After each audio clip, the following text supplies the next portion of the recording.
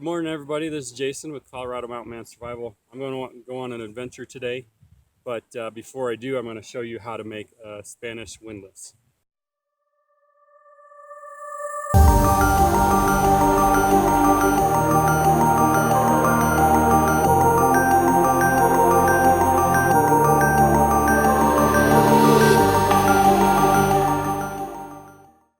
Spanish windlass, you need a few components. First off, you're going to need a stretcher rope that's pretty strong. I got some paracord here.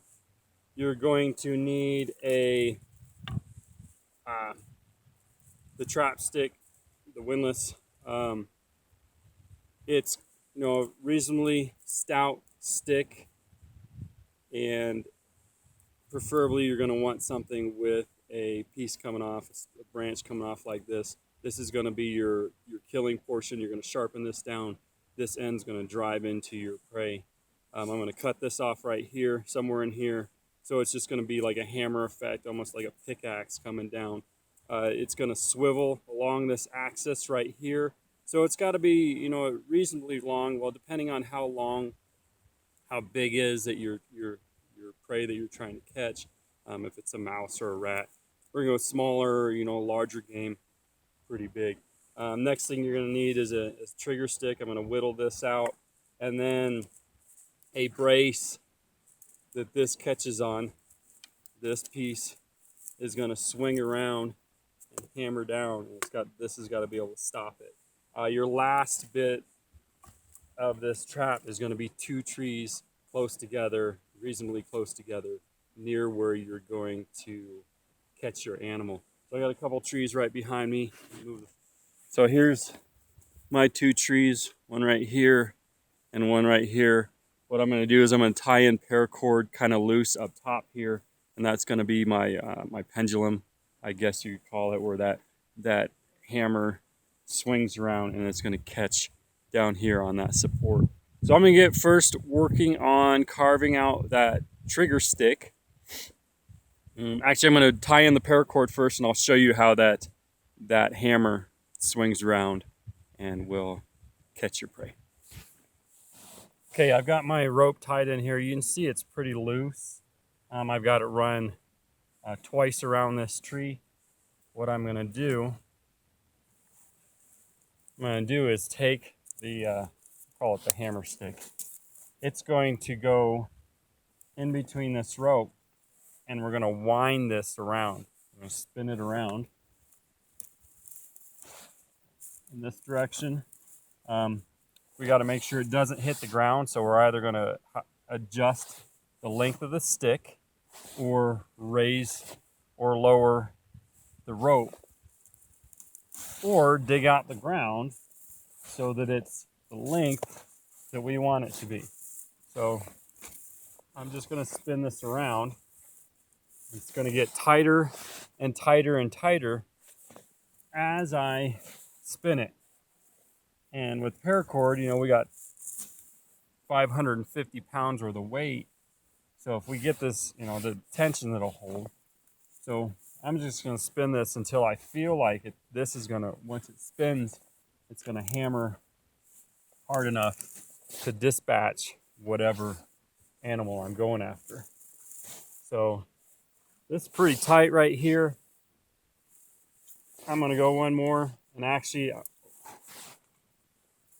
I've put this on backwards, so I'm going to have to fix this, but the spike needs to be right here on this side. This needs to be spun around. Let me see if I can spin it. So what's going to happen is actually that this is completely backwards. So this would have to hammer down. Animal would have to be coming towards us, and then this would come down. So if I want the animal to be coming this way, I'm going to have to reverse the spin on this trap. So then when I let it go, it's, instead of going up, you can see it's trying to go in this direction, the way I've intended to set this trap, so it would go the other direction. So I'm going to spin this around the other way real quick. Before I do, I'll show you how this goes. So that cross brace that I'm going to put in here is going to keep that from spinning multiple times, it's just going to come down and hammer once and hit that cross brace. But hopefully before it does that, this spike will drive into our prey. Okay, so I've changed the direction that this spins. So you can see this hammers down. I've also, you see that spike, I've sharpened that spike. Now what's going to happen is when that trigger stick, and I'm going to carve that here in a minute, when that trigger stick, or the bait stick is triggered, this is going to snap down and hit that animal, hopefully in the back of the head. This cross piece, we're going to wedge it in here. See that wedged to keep this tension packed. Now as soon as I release that, that falls. You can either anchor this into this tree, using paracord rope to tie that in. That's going to take a significant amount of cordage for large trees like this. Or you can improvise and you can wedge something underneath. Or as part of the trap, depending on what your design is, you can make this, when it triggers, just fall free. But what you're going to do is this piece, the back edge of this, that trigger stick, the one that I'm going to carve here, is going to hook on the back side of this. Sorry, let me adjust the camera here.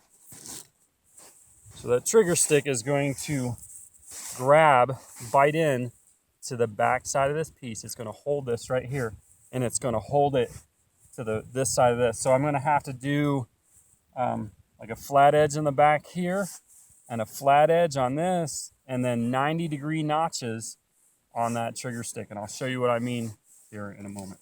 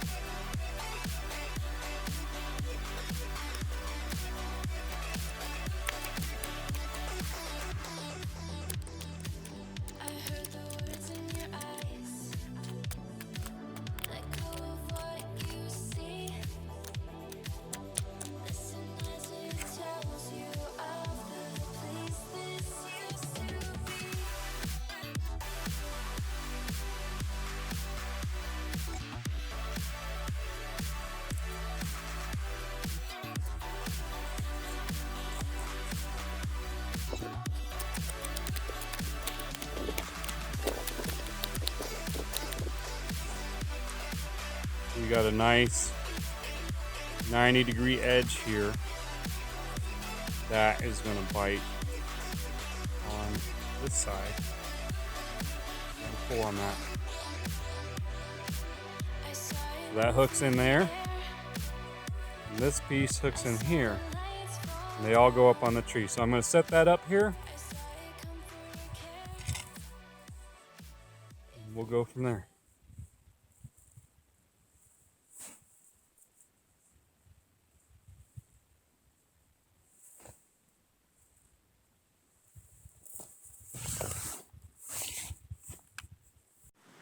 All right, so I got it set. Here's what it would look like. As you can see, that bites in on that back side to the left, and bites in here on the bottom.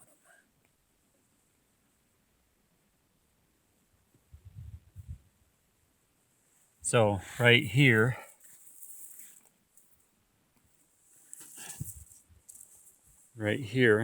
that's where your bait goes. So when that animal hits that down, this stick here drops down, which releases that catch, and this swings around and hits him in the back of the head. So let me demonstrate that here real quick. You won't be able to see it too well because, you know, it's just a stick, but there you go. And if you got enough force on the back of that, it's going to tag them and dispatch them. So that's the Spanish Windlass. Hope you enjoyed the video. If you are going to go out here and practice this trap, before you actually go out and use it, if you're allowed to use it, as you're getting better at it, carving it and learning how to do it, I'd avoid putting this on here because that's the lethal end, that's the dangerous end, that's the end that's going to get you hurt. So just practice with a straight stick until you're ready to use it in a survival situation. But again, hopefully you enjoyed this video. Thanks for joining me. If you have any questions, comments, leave them below and I'll answer them as quick as I can. Thanks again. Have a great day.